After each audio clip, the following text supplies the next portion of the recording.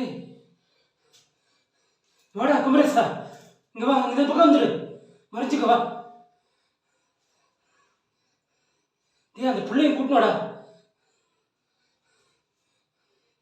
ஏண்டா நம்ம ஊருக்காரனை பத்தி தெரியும்ல, ஏன்டா அந்த பிள்ளைய இழுத்துன்னு வந்த?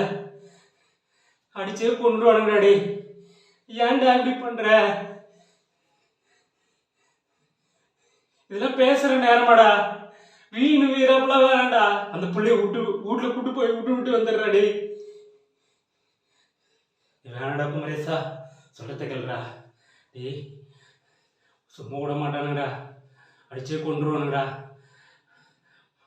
மற்ற ஊர் ஜாதிகார பிள்ளைய கூட்டின்னு வந்தா என்ன பண்ணணும்னு தெரியல.